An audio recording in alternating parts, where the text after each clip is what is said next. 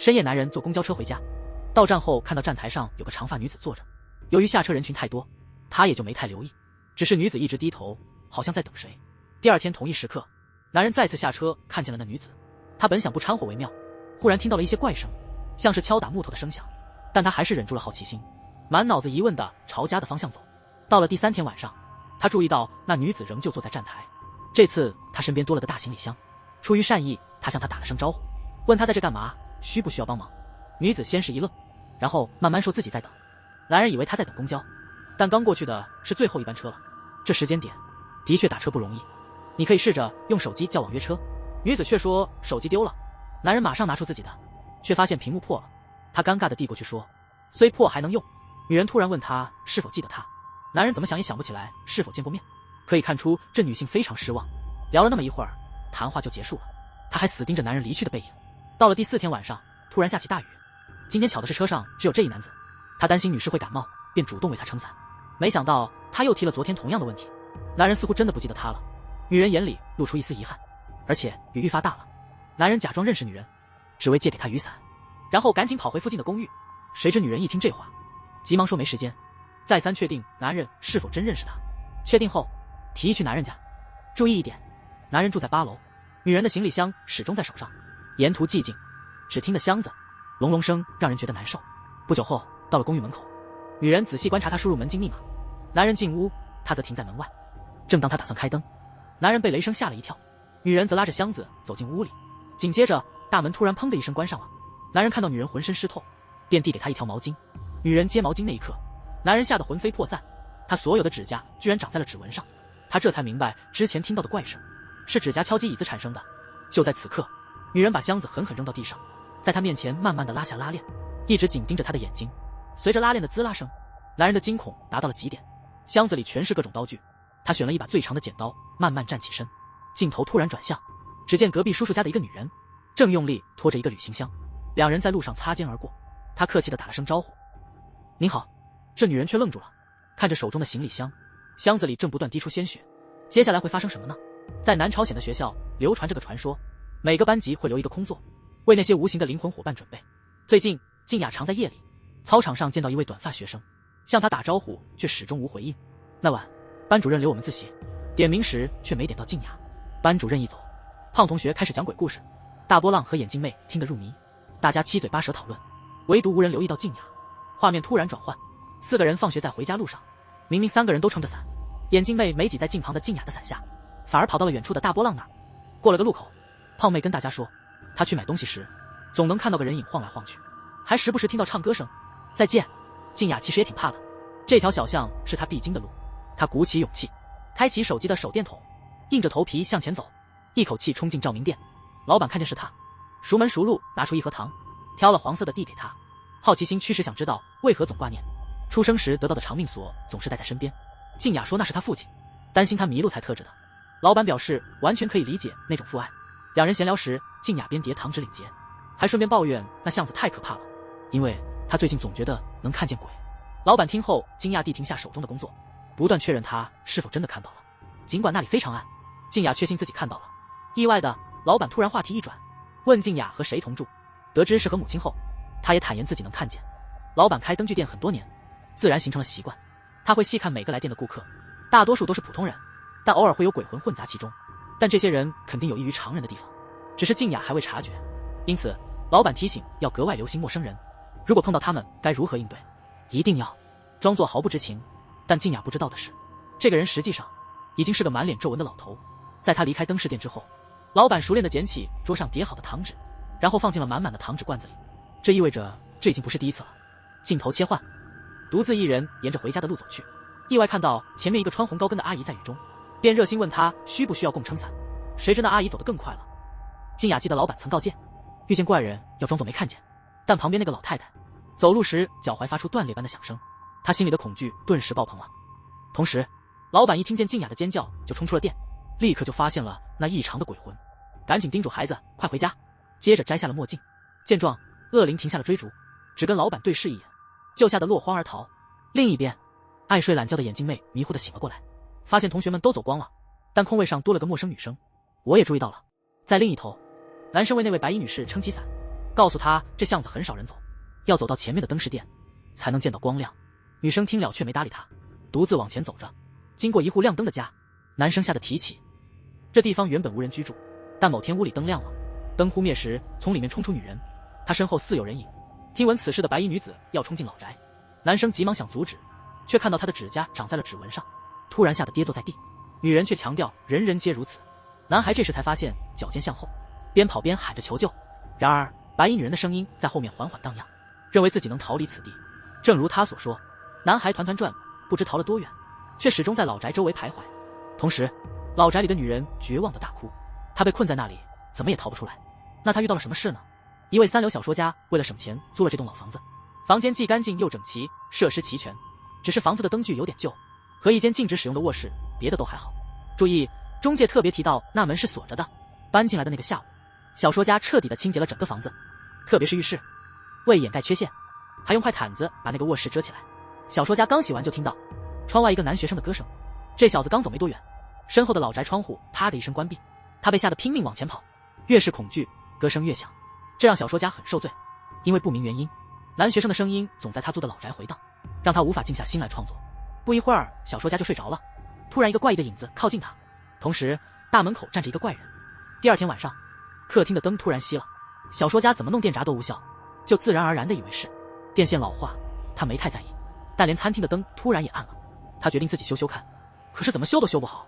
正当小说家要去洗漱，厕所里突然有人影出现，不一会儿洗完脸开始吹头发，他总感觉锁着的房间里有怪声，回头一看又什么都没有。这样来回好几次，小说家开始有点紧张了。而在远处，男生还在唱歌给自己壮胆，突然他看见前面有个影子一闪而过，心里的恐惧更甚了，于是唱得更大声。小说家实在忍无可忍了，不懂这小子为何老选这时唱歌。不巧灯又灭了，然而他意外地发现了什么，房间里竟有光线透出来。好奇、疑问、恐惧等情绪此起彼伏，但中介不是说门锁着吗？会不会有贼进屋了？小说家最后鼓起勇气站到卧室门前，这会儿整个老房子静悄悄的，只能听见他急促的呼吸。小说家贴着门缝往里望的时候，一打开卧室门，只见中央的灯泡刺眼的厉害，除了那个什么也没有。小说家犹豫了下，关了灯，房间骤黑，把男生吓了一大跳。你走路唱歌干嘛？小朋友喂喂啊！小说家以为那小伙子有点问题，便没多想，随手把门关上了。灯泡又微微闪了下。那天深夜，小说家刚刷牙洗脸，才想起老房子里还有其他人。突然，除了那间禁止进入的卧室外，所有灯光全部熄灭，只有那间卧室的灯亮了。正当男同学向那女子回忆昨晚所见，他瞥见小说家背后似乎还有另一个人。同时，老宅的次卧门慢慢开了，小说家在镜子里看到了这一切。一个长发女人正从里面走出来，他突然明白了，这东西从他搬进来的那天起就在这里。灯突然熄灭并不是因为线路问题，而是他想藏在黑暗里。他惊慌失措地冲向出口，但密码锁死活打不开。有人在吗？请帮帮忙！警官当街逮捕了一个正在作案的嫌疑人，他却意外地发现了什么。受害者是之前一起火灾中已经去世的女士。正在此时，犯罪嫌疑人的眼睛突然变黄。这个故事得从1个月前讲起。恩静被一阵急促的敲门声吵醒，他首先想到的是关灯，而不是开门。可是敲门声还在继续。过了好一阵子，外头终于安静了。可当恩静开门一看，整栋公寓都已经着火了。注意，前方高能！朴警官很快在巴士上找到了纵火案的嫌疑人。这小子看前方的眼神惊慌失措，仿佛看到了死去的恩静一样。至此，纵火案的嫌疑人被捕，案件告破。朴警官在刑侦队里很有名声，只要看一眼，再小的线索也能记牢。他关注的案件都没有漏网之鱼，肯定1个月内能破案。那天朴警官在休息，手下让那个短发男子签字就能走。随后过来汇报，有社区老人死亡的案件。有目击者看到刚才那短发男子在现场，于是叫他来问话，但法医确认是意外，就释放了他。朴警官此时正在勘察现场，现场一看就知道有问题。首先，门口有个长方形的痕迹，其次，老人嘴角有块黑色的东西。最初他还以为是老年斑，而且法医初步认为是急性心肌梗塞死亡，但通常这种情况会痛苦地捂胸口，老人却平静地去世了。再看死者过世前打给家人的通话记录，这并不像是因为孤独或者是因病自杀，也就是说这不是个意外。还有一个地方不太对，一直忙到第2天凌晨才回家的朴警官，他发现摘掉结婚照留下的痕迹，还有吃炸酱面粘在嘴角的酱。他突然明白了什么，于是他去附近的炸酱面店走访，晚上终于找到了一家叫做上衣的小店。注意，店铺的号码已经掉了。朴警官走进店里，找了个地方坐下，点了碗炸酱面，同时打量着老板。他100%确定这人就是助手放跑的那个，边吃边询问是否提供外卖，偶尔也会送。因此，虽然没人订餐，他依然去了。朴警官直截了当地说，法医认为老人是因心梗自然死亡，他的表情看起来挺不自然的，而且死者习惯用右手，可遥控器偏放在左边，让人不禁想，或许有人来过。那个长方形印记正好对上外卖盒，加上老人嘴边的炸酱，很可能是外卖员干的。听到这话，老板回头，他质问朴警官在干什么，手头缺乏直接证据，于是朴警官亮明身份，准备离开。他还告诉老板，他们肯定还能再见面。果真1个月后，老板骑电动车追一女子时，发生了故事开头的情景。这时，远处开过来一辆车，镜头转换，朴警官出现在照明店里，问老板看没看到个短发男子，他正在被通缉。碰巧一名女士也在这儿，这人一听说对方是警察，拖着箱子就要走，但朴警官很敏感，发现他停留过的地方有血迹。小姐，请等一下。朴警官询问那女士是否受伤，女士说没有，只是最近有点不舒服。朴警官误认为姑娘来了例假，好心的把自己的雨衣脱给她穿上。在另一边，刚跑开的静雅突然记起没买妈妈让买的灯泡，她在回灯店的路上，恰好与刚离开灯店的白衣女子擦肩而过。故事会怎样继续发展呢？他是个有30年经验的验尸官。这一天，同事在清洗逝者遗体时，验尸官发生了什么事？还活着，还没断气，身体发出声音。验尸官提醒同事不要慌，那声音是尸体释放气体。为了安心同事，验尸官用棉布堵住尸口，再给尸体穿上寿衣。就在那时，尸体居然开口说话了：“我死了吗？”“是的，请安心离开吧。”验尸官小心地把逝者放进冷柜，可对方怕黑，他安慰道：“很快就到光明处了。”然后便关上柜门。同时，宝英一到医院，就见到家属在殡仪馆等候，在电梯旁的长椅上大哭。这个故事的细节待会儿再说。他刚要走向电梯，突然听见背后扑击一声，回头却什么也没见。不一会儿，一个男人出现了，是这男人发出的声音，就那种扑击扑击的。两人前后走进电梯，宝英善意地问大叔几楼下，没想到大叔反问：“8楼的重症患者多吗？他们都能醒过来吗？”宝英没法保证，这主要看患者的意志。电梯里一下子静了好多，突然大量水涌到宝英脚下，他回头一看，原来水是从大叔身上流出来的。一切发生的太快了，电梯突然间充满了水，宝英迅速被水扶起。当他快要昏迷时，电梯响了一下，停在8楼，一切突然又回到了原点，好像什么都没发生。宝英实际上是个护士，几年前的一次事故后常有幻觉。另一方面，朴警官正前往照明店，突然旁边的台灯开始闪烁不停。老板想知道他为何回到这儿，同时护士长报告说，刚有2个重症车祸患者送来，但床位不够，只能先收治情况更严重的一个。宝英听闻，主动请求，希望能照顾那位更重的患者。另一方面，一个女子挡住了静雅的回家路，问她是不是又去买灯泡了，怎么昨天不是刚买了吗？静雅解释说是因为她妈妈害怕黑。两人简单聊了几句，就匆忙告别了。那女人好像很确定静雅正是她要找的人。同时，宝英把一个病情好转的患者转移到了普通病房，还安慰她说她自己也见过相同的情况，意外后留下了头上的伤疤，当年那场事故让她昏迷，因此被紧急送往 ICU， 那时候正悬浮在生死边缘。此后时不时能见到些非人之物，比如电梯那位大叔，或是在痛哭的家属旁的已故老母。虽不知看到的是谁，但宝英确信都是生死边缘的游魂。听说他欠了一大笔高利贷，被债主们毒打一顿。为了让他重拾生活的勇气，减少对家人的愧疚，宝英一边分享自己的经历，就像之前护士长照顾他一样，一边给昏迷的病人戴上耳机，播放的是某知名歌手的歌曲。因此宝英真心希望以后轻症患者都能珍惜生命。虽然生活艰苦，日子不如意，还得坚持不懈，即便波涛汹涌，总有太阳升起的时候。晚上回家享受安宁，告诉妈妈这2天遇到的奇事。可他怎么问，妈妈一言未发，因为嘴巴被塞住了。妈咪，你身上的香味真好闻。正当我为母女俩的命运唏嘘时，门外一双眼睛正紧盯着他们。最后一班公交车前轮忽然爆了，紧跟着刹车也完全失灵了。原来司机老吴出发前就注意到轮胎异响，他想先去修理，但公司要求他自掏腰包，老吴只好硬着头皮载客。不巧今天雨下的特别大，降水量创历史新高。他放工后特意赶到首尔市区，打算向他聋哑的女友求婚。但他不知道的是，妈妈因他先天残疾而反对，早就禁止女友见自家儿子。第3个上车的学生对自己的鞋子格外小心。第4个上车的是一对关系超越友谊的挚友。年轻作家打算搬去首尔，但年龄大他许多的善美却犹豫不决。中介误将他们认为母女，这让小说家情绪爆发。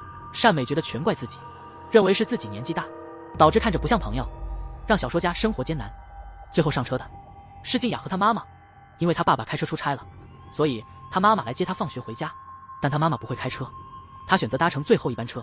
静雅刚一坐下就注意到旁边2位女士穿着同样的红色高跟鞋。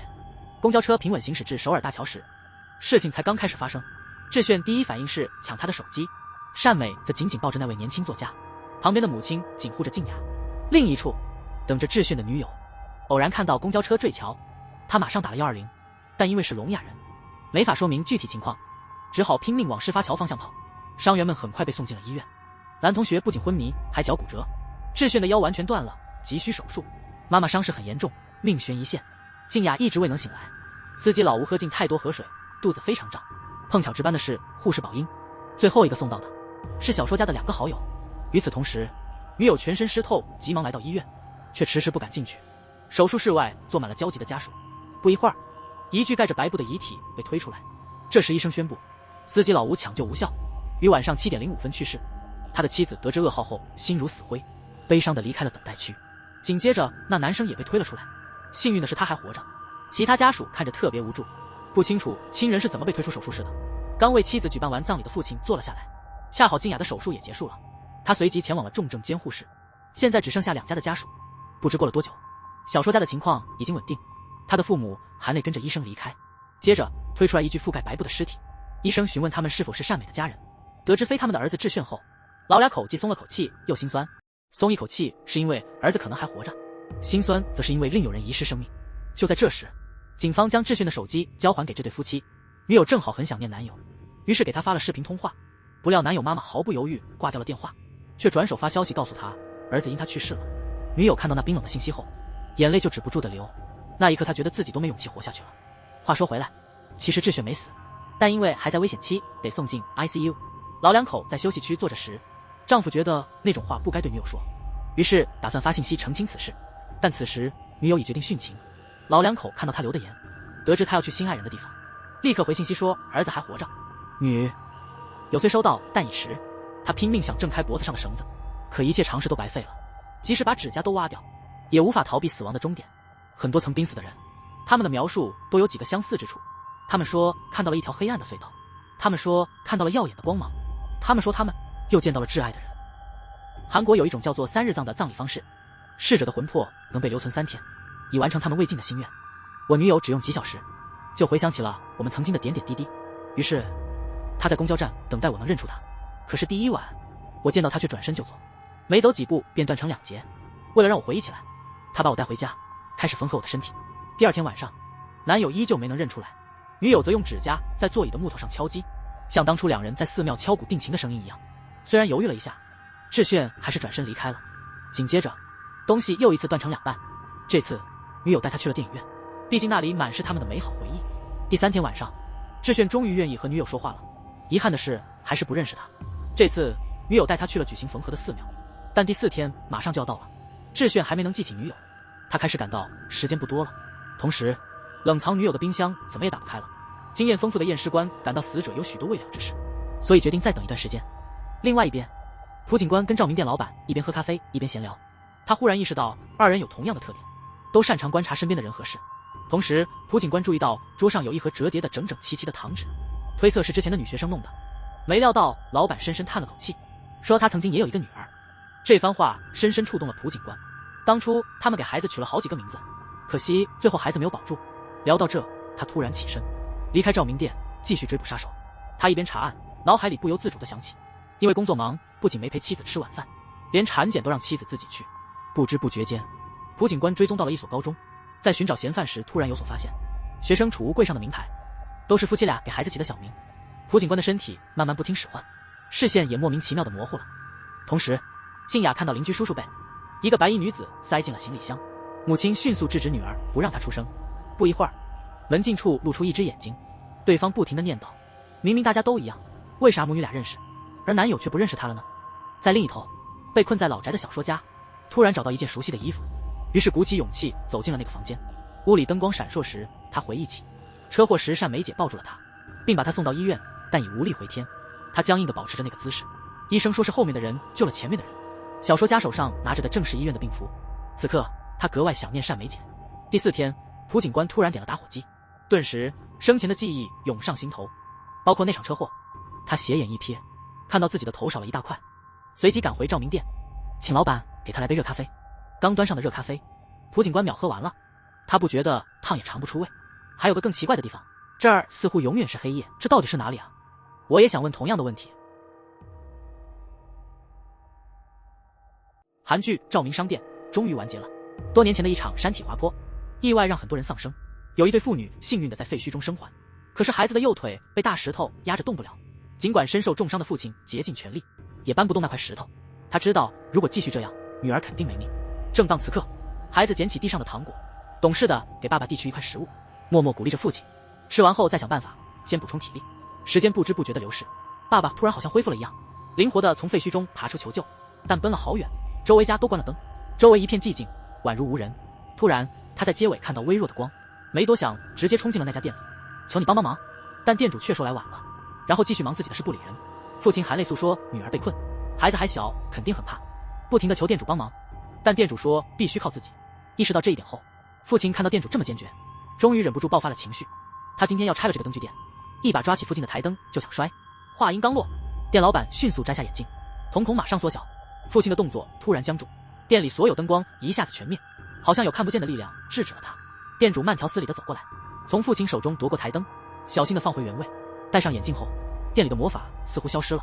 店主深意地对父亲说道：“这是他女儿的灯泡。”话还没说完，天花板的灯突然大片熄灭，意味着这次灾难中有很多人丧生。店主的提醒后，父亲才意识到了这一点。他早已离世，现在只想守护女儿的灯，可店主却不同意，认为每个活着的灵魂都要靠自己的力量来到灯店，这可能需要很长时间。父亲听后保证，只要能守护女儿的灯光，他愿意做任何事。于是决定与父亲达成一笔交易，这样父亲变成了新一任的店主。朴警官不理解自己明明没死，为何会来到这里。店主解释说，因为照明殿位于阴阳两界之间，有些人难以接受死亡，所以留在这儿徘徊。另外，一些因意外未能过完整人生的人会在这里继续生活。朴警官实在弄不明白，他只想弄清这是哪里，这是死后的世界。与此同时，单梅姐提醒作家，别老待在老房子里，巷子尽头有家灯泡店，去那找属于你的灯泡。另一头，吴司机终于遇到了那名怕事的男学生，想带他一起去灯泡店。朴警官好奇为什么不早告诉他。店主说，如果能回到人间，带着这里的记忆会把两个世界弄混，也就是医生说的幻想。他靠意志找到了自己的灯，应该快要醒了。果然回到了现实世界，朴警官重新恢复了意识。另一边，吴司机帮男生背到街上，告诉他接下来要靠自己了，开始寻找那束光吧，只有这样才能出去。吴司机还想说一声对不起，接着男生也醒了。在第4个晚上，女友又开始疯直炫，期盼男友能认出她，不是截住了最后一班公交，就坐在对方面前述说这几天的经历，还问他是否真的爱过他。接着他拉开智炫的衣服，露出了伤疤，这让男友想起了之前的事。两人冷静下来后，智炫很自责没认出女友，很想用实际行动来弥补，没想到女友却有个请求，希望他能去灯具店找一只遇人就闪的灯泡。同时，静雅的妈妈一瘸一拐地进了灯具店，因为离世后嘴被布堵上不能讲话，只好冲向吧台发出呜呜声求老板救救他女儿。不过店家说必须得亲自来，静雅妈急得哭出声。今天是葬礼的最后一天，如果孩子还没回来，人间他会很不安，但规矩就是这样。店主取下眼镜露出眼睛，同时让人明白了他的真实身份。静雅妈吓得一屁股坐在地上，但很快她镇定下来，跪着求店主放她一马，一边大声哀求，一边指着柜子里的糖纸。见店主似乎不懂她的意图，她赶紧拿起装糖的盒子，然后交到店主手里，接着疯狂地往嘴里塞东西，边吃边流泪。店主突然意识到，眼前这位苍老的女士正是他心心念念的女儿。与此同时，吴司机找到了静雅，说有些话要转告她妈妈，让她认真思考一下，为什么班主任提名时总不叫她的名字，为啥朋友聊天时总爱忽略我。对此吴司机也很抱歉，要不是他事故也不会发生，赶紧去照明商店吧。同时感慨静雅妈为了送女儿回来肯定尽了全力。过了一会儿，静雅妈带着女儿的灯回家了，可静雅不想离开妈妈，想在这儿跟妈妈一起住，怎么能眼看自家孩子去世呢？一边把灯递给静雅，一边哭着说爸爸在等你。然后公寓里亮起了刺眼的光，最后是位小说家。他跟单梅姐告别后，恋恋不安地走进照明店，虽找到了自己的灯泡，却毅然把它摔成碎片，因为小说家已做了决定，他和单梅姐将一起在这里生活。故事的结局是，吴司机变成了阴阳界的公交司机，小说家和单梅姐也找到了幸福。每当有空，静雅妈就会去照明店和爸爸聊天，反而是死而复生的人感觉有点不适，因为带着昏迷时的记忆，让得到关注的静雅感到有些压力，而且她能看见别人看不到的东西。朴警官康复后首先来到面馆，他有些问题想向老板了解清楚，那些谋杀案究竟是怎么回事。原来老板是个引魂人，负责将在人间逝去的灵魂引向阴阳两界。至于那位老人，因为老迈无人照料，所以饿了好多天，只是出于善意，让他临死前能吃饱点。但蒲警官意外打扰了老板的工作，天生可以看到亡魂，那么他是不是得接替成为摆渡人呢？于是蒲警官除了当警察，又多了一份身份。最后说到智炫，他常常会胡思乱想，一气之下甚至扔掉了和女友联络用的手机。这天晚上刚回到家，楼道里的灯突然熄灭了，他下意识挥手感应，却感应到女友的灵魂不知何时出现在了他的手上。照明商店也就此结束了，咱们下部剧再见。